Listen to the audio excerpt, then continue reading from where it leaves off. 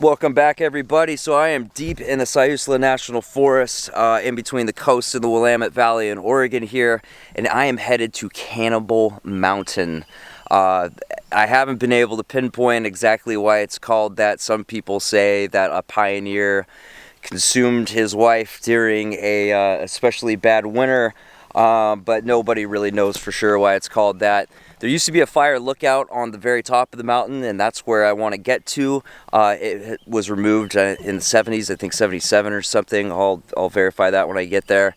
But it looks like on Google Earth there are still some remains of that fire lookout tower, and if nothing else, it should be a cool view to see and to go see what Cannibal Mountain's all about. There's some cool stuff on the way. There's an old covered bridge, and there is the grave site of a young man that made the wrong decision and also got caught up in a bad winter storm and passed away down the road here. And there's just this endless beautiful forest.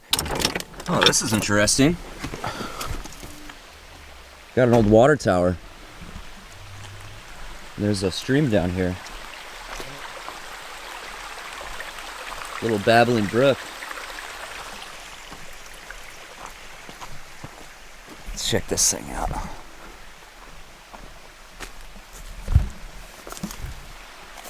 Look at that. That thing is super old. I gotta get a machete, man, so I can do some bushwhacking. But that's really cool. I don't know if I want to climb up that old ladder and risk breaking anything. But, yeah, interesting. I just saw some skid marks that went up to the cliff. I want to check and make sure there's not a car down here or something. Oh, it looks like it stopped just before, actually. Okay. Yeah, they stopped right here. It kind of looked like they kept going, so I wanted to come down here and just check and make sure there's no, nobody down there. You never know out here. You don't pay attention for 1 second and all of a sudden you're over a cliff. Doesn't look like it. Looks like they stopped just in time. That's good. Man, these birds out here are really just happy. That's the thing I love about driving out in the forest, man. There's always just endless things to explore and discover. It seems like it would just be trees, but uh-oh, which way do I go? I go to the left. Oh, that's road number 25. Okay, yeah, I'm on the right one. Endless things to discover out here. I love it. There are just endless foxgloves out here. These flowers are so beautiful, man. They are a look, don't touch flower. They're super poisonous. They affect your heart. I think they actually use it in some heart medicine. I can't remember if it speeds up your heart or it slows. It speeds up. It speeds up your heart like crazy. And it does some other stuff and causes like delirium and all kinds of crazy symptoms that don't sound fun. I don't remember exactly what they are, but I know it's a look, don't touch flower. All right, so in 1916, Lyman Medeiros left some cabin. I couldn't figure out exactly where the cabin was, but he was on the Klickitat Trail, which is an old native trail on Klickitat Mountain, which is right around here somewhere. And there was an especially bad snowstorm, and he got a little bit off the trail, and he was trying to get to an area where he could catch a stagecoach to get to his father's house. I guess was in Yahats. It was somewhere on the Oregon coast, and unfortunately he got lost, and there was an especially bad storm, and he was found 4 months later, unfortunately dead here. I guess he was sitting up against this tree right here, which is interesting that this is all like worn out like that. They found him here 4 months later, and this is where they buried him. So he was only 19 years old, and he didn't have GPS, you know, any of the stuff we do, the weather service to look up the weather or anything like that. So he probably had no idea the storm was going to be that bad. And this was probably all snowed over, and he died of exposure. And this is where he now rests. And that is pretty sad. It was a big deal. It was in all the newspapers. There was a huge search party looking for him, and they didn't find him until 4 months later. So pretty sad stuff. Yeah, they honored him by putting up these markers to mark his grave, and they put up that sign for him. And I guess this is the tree where they found him. Man, what an unfortunate way to there is that. I'm going to stay here and pay my respects for fellow explorer for a moment, and then head down to a covered bridge that looks really cool, and then we're gonna head up to Cannibal Mountain and find some other cool stuff along the way. Man, there are a ton of pull-offs on this road. So I'm headed down to Fisher. I'm on National Forest Road 37 or 3700. AT&T service is spotty, it comes and goes, but plenty of places to pull over and camp for the night. I haven't seen any really epic spots, but plenty of places to pull over, get a night's sleep. The road is paved, it is mostly smooth. There's some potholes. This is definitely a van-friendly drive, at least so far. If you come in the winter months, expect trees to be in the roadway that you will need to clear yourself or wait for somebody to clear for you. I think this area is pretty frequented, especially by loggers and foresters. So there's a good chance that if you get stuck up here with some trees down, someone will be along to help you out. All right, I'm out on Five Rivers Road, and the bridge is just right up here. Free range kids and animals. Okay. Oh, what is that, old Dart? Man, I would love to live out here. So this is Fisher, Oregon. Not a whole lot to it. There's gonna be a few houses and maybe a general store if we're lucky. The bridge is supposed to be right down here. Oh, I see it. There it is. So I'll get parked up here, and hopefully it's open and I can drive through it and just like park inside of it. Usually that's a thing. Fisher 1927. Community fire meeting today at 6 p.m. I love that they have that and not a, wow, this is so cool. I'll get parked and get out and give you guys a little history about this bridge, and we'll take a little closer look at it. So this is actually the second one. The original one broke down, and then they built this one in 1927, and then it was going to be destroyed in 1977, but the community got together and got this thing rebuilt. Look at how beautiful it is, those cedar shingles for the roof. This is just a gorgeous bridge, man. They got a grant from the state, and I think the feds too, and they got this thing renovated and rebuilt. They did a beautiful job. Look at that, look how beautiful that water is down there. This is just a stunning bridge, man.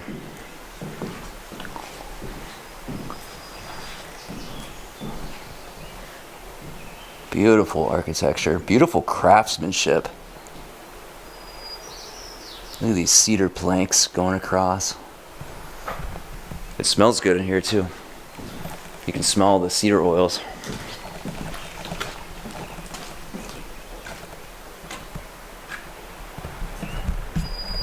Here's more info if you want to pause and read. This is the bridge that they replaced. They had the covered bridge, and then it fell apart, and then they rebuilt it just like the original, and then they built this ugly steel bridge, and then they rebuilt the covered bridge because it's beautiful. It's interesting how different periods of time, like in the past, in the early 1900s and the late 1800s, they prioritized beauty, and they have these covered bridges all over Oregon. They're all over the place. Most of them are gone. Some of them have been rebuilt. I always try to stop by when I see one, just because they're beautiful and interesting. But it's interesting how different periods of history prioritized, you know, just building the cheapest thing they can that'll last. And, you know, in the past, they really prioritized beauty like that. So anyway, I'm gonna head up to Cannibal Mountain, and let's go check it out, man. All right, I am on a National Forest Road. I don't even know the name of it, on the way up to Cannibal Mountain. It's pretty overgrown. It's not too bad. I haven't gotten any pinstripes yet, but the plants are definitely growing out into the road. Kind of out in the middle of nowhere, man. This part of the Central Coast is pretty sparsely populated, and there's just not many people that live out, you know, within 100 miles. So, whoa. So, yeah, I've actually only seen 2 people all day. I saw that one guy on that dual sport, which was definitely a local. He was just wearing Carhartt overalls and mud boots. on his dual sport, and then the people down by the bridge that live down there that were working on their property. But look how overgrown this is, man. There's like nobody out here. There's been a few pull-offs on this road that leads from the highway up to Cannibal Mountain. Like here's one where you could just pull off and get a night's sleep if you want. I don't expect to see anybody else up here. It's pretty cool. All right, here's the road that goes up to the top, and it looks like you can actually drive up there. Oh, the gate's open, dude. Oh man, I'm so lucky. Though it's an actual road, it wouldn't be that bad to hike. Oh, this is cool. I did not expect the road to be open. It says closed road on Onyx. And I assumed that I would have to hike up to the top, which is way up there. So this is quite nice, because this is a steep, very steep hill. All right, I gotta be getting close to the site where the lookout tower was. It's gotta be just right up here. Yep, here it is. Oh, okay. I thought that all this stuff I saw on Google Maps, it's a radio tower. I thought this was going to be, like leftover stuff from where the tower was, but there might be some of that here too.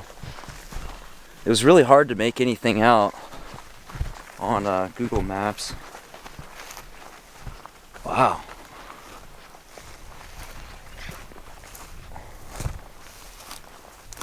So they got some rocks up here. I don't really see, here's a survey marker. Cannibal. Cool, 1936. Does it have the elevation on there? I can't tell. It's probably got the elevation on there. Looks like someone had a campfire.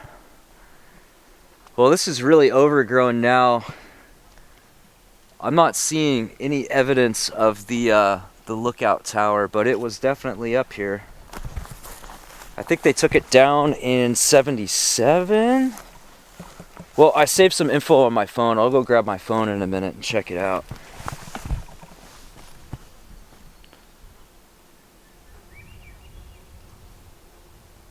Something moving around back there. Probably a deer. Oh, these bees everywhere. Well, cool. Oh, this must be a weather station. Look, they have the wind thing. And that other one, I'm guessing, is... I don't know what it's for, actually. If you guys know what all this equipment is doing, let me know. I would love to know. Maybe I'll look it up later and try to find more info. I'm gonna see if maybe there's yeah, someone had a fire up here. Oh, this is cement. This is from the lookout tower. Yeah, that ain't natural. That's definitely cement. There's another rock over there. Hell yeah, made it to Cannibal Island, man. It's cool out in these super remote places. They leave these things unlocked so you can come out and explore, because people don't mess with whatever this is.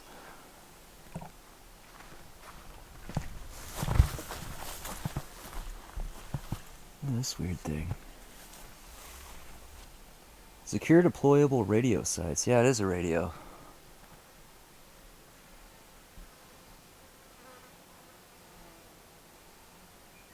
It's making some interesting sounds.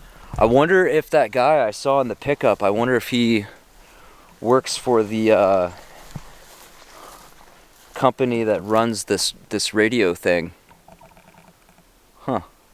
Yeah, I don't see any other evidence of the tower being up here. But it was definitely cool to make it up here. So I'm going to hang out and explore around a little bit more and see if I can find anything else interesting. And just take a break and chill for a little bit. Man, it is hot up here. I am so glad I didn't have to hike that. And that gate was open. So it looks like if I get back down onto the road, I can get onto Forest Road 58, which will take me all the way back down to the highway and save me a little bit of time. And then I'm gonna head to the coast And there is a Beaver Creek natural area, which I don't know if I'll make it in time tonight to do some paddling, but I could at least do it tomorrow. I have been on the hunt to find wild beaver. I've lived in Oregon most of my life, and I've been trying to find a wild beaver. I think I saw one once when I was a kid, and I thought that it was like a old bomber jacket in the river, so I went down to grab it, and it swam away and scared the hell out of me because I didn't realize it was alive. I thought it was like an old fur coat or something. And yeah, I've been trying to find one that I can photograph for forever, and that seems like a good place to see one. And if the water's high enough, that I can take my kayak out there, and that would be really cool. So I'm gonna head that way and see if I can make that happen today. Wow, there's the view I was hoping to see. Look at that. Absolutely beautiful out there. Have you ever seen a mattress store that didn't have some big sale going on, or going out of business sale? I don't think I've ever seen a mattress store without advertising some kind of crazy sale like that. So one of the cool things about Waldport is this big old bridge you gotta go over. So we're gonna go over Alcea Bay, and this is really cool. I love this about this town. Look at all those houses out there, man. They're all gonna be toast when we have the hurricane. The Pacific Northwest is overdue for this massive earthquake. It's supposed to be like a 9.0 or something, or maybe even bigger. And, well, not overdue, it's due. And there's supposed to be like it's possible that there's a giant tsunami that just wipes out the coast. Historically, that's what happens when that earthquake happens. So all these houses down here, like right on the coast, are gonna be toast. Wow, look at this marine layer, man. It's dense today. What a beautiful ocean. So I was looking on Google Maps, and I saw that there's a old cemetery up here with a bunch of pioneers. So I'm gonna go check that out. God, what a freaking beautiful, magical place to be. Here's Hammond, who passed away in 1898. I wonder if she has anything to do with Hammond, Oregon, which is up by Astoria.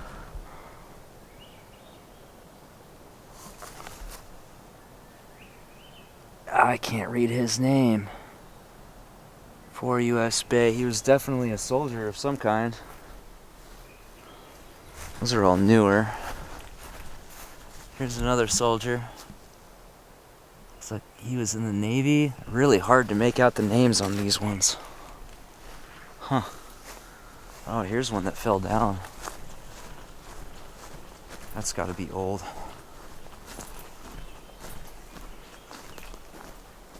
Yeah, this one fell down. Died 1913. John Hall. Here rests a woodsman of the world, or woodman of the world. Okay, well, I'm gonna get out of here. I would hate for someone to show up that's trying to like grieve for their loved one. I'm out here making a YouTube video. So I'm gonna get out of here and figure out how to get to that Beaver Creek area. I know I kind of cut through off the highway, and I'm on my way there now. I'm gonna step around these people. So this road's supposed to lead from the cemetery to the Beaver Creek natural area in State Park. I saw a pickup with a camper come out of here, and it looks like there's actually some pretty good camping back in here. This might not be a bad spot. Look, there's little spots, little pull-offs all over the place.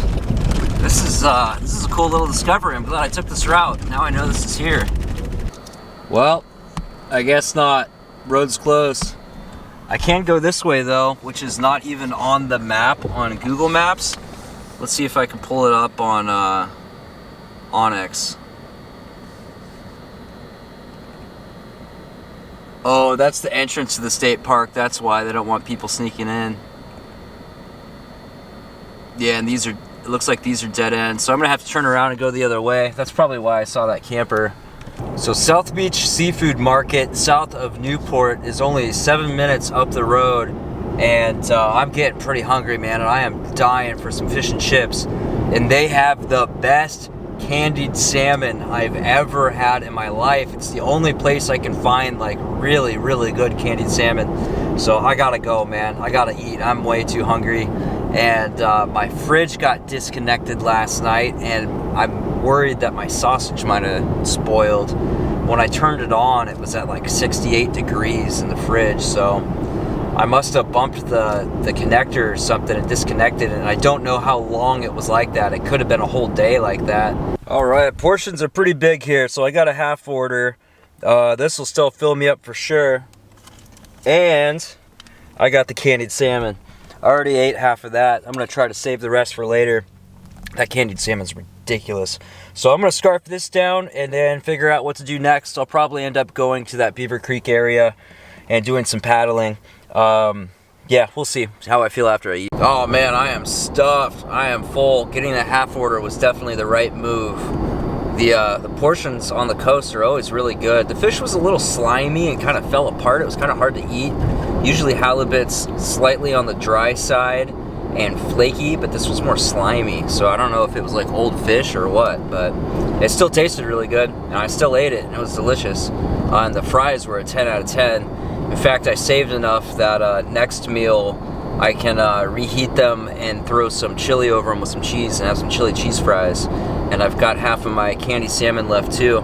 So I'm gonna roll down to the Beaver Creek natural area and see if I can get in the water. Last time I came here, it was winter and the water was really high, and it would have been really easy to paddle if I had a kayak, and it was one of the final straws where I was like, man, I gotta get a kayak. Or actually I was looking at a pack raft at the time, because they don't take up much room, but I found this Oru and I kind of fell in love with the idea of it, so I got that instead. But anyway, I'm gonna go see if I can get into the water and get some paddling in. And there's all kinds of cool wildlife down there, tons of birds, and I might see deer, snakes, who knows. So maybe even a bear, who knows. That's what I'd like to see. Look at that. So I'm here, Beaver Marsh Trail, and then I can take this all the way up to the ocean, I guess. All right, so there was a crossroads that led me on to this bigger stream, and it looks like there's some faster moving shallow water up ahead, but luckily that turn was right where the power lines stopped, so it shouldn't be an issue to find my way back. There's a lot of little offshoots, but they're kind of obvious when they're little offshoots, so it shouldn't be an issue. I am paying attention to this water up ahead though, because it suddenly gets rougher, and that means that it's shallow. We got some buzzards. Oh look, there's one right here. Look at this vulture. Fly above me. Fly above me.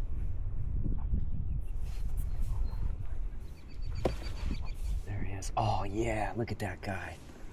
Wow, he's right there. Oh, that's cool. He's checking me out, man. Look at this guy, he's just right there. Oh, this camera's really wide, so hopefully that shot looked kind of cool. He's getting pretty close to me though. He's checking me out. Awesome. Big old buzzard. All right, looks like maybe there's a bridge up here, or maybe that's the side of the road. Maybe that's a rail, I don't know. We'll see, I'm gonna see how far I can go. This is definitely, I think this area might have been created by beavers, man. There's probably a dam back there, or I guess it would be up ahead. This is cool, this is a cool spot. All right, it's a little windy under here.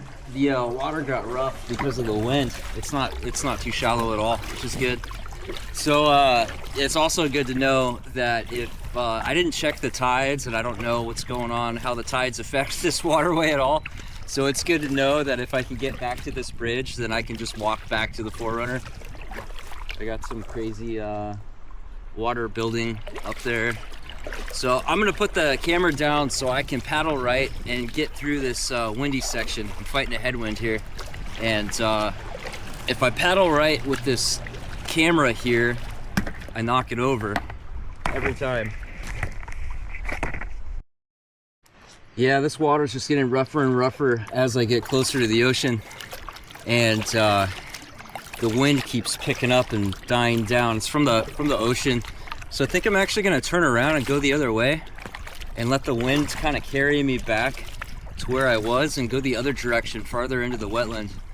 Because I don't want to just keep fighting this stuff, man. This isn't the right kayak for that. Yeah, look at this, dude. This is some wind. Yeah, I don't want to deal with this. I'm gonna turn around and go the other way. Oh, here's the bridge. So it says we're leaving the state park grounds and heading in to private property. Okay.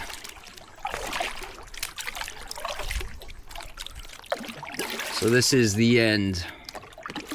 Yeah, leaving Brian Booth State Park, private property ahead. Do not exit your boat beyond this point. Be respectful of private landowners' property. Oh, okay, so I just can't get out of the boat. Cool. Well, that is nice of them to let us see this.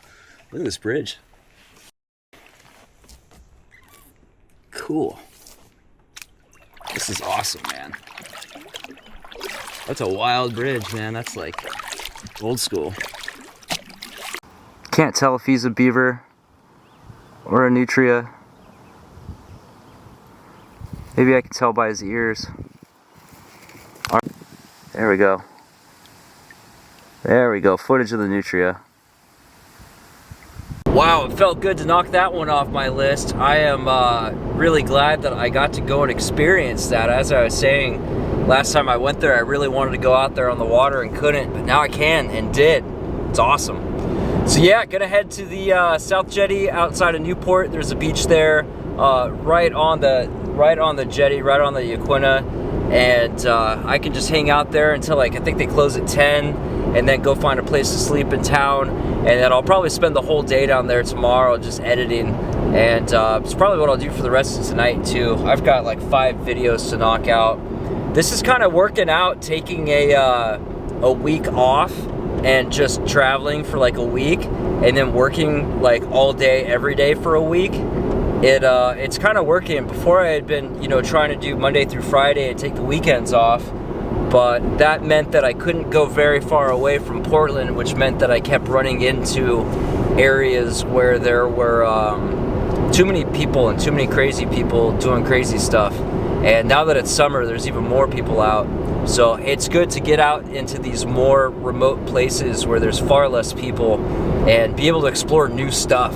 I think I've been on every logging road off of Highway 26 and most of them off of 6.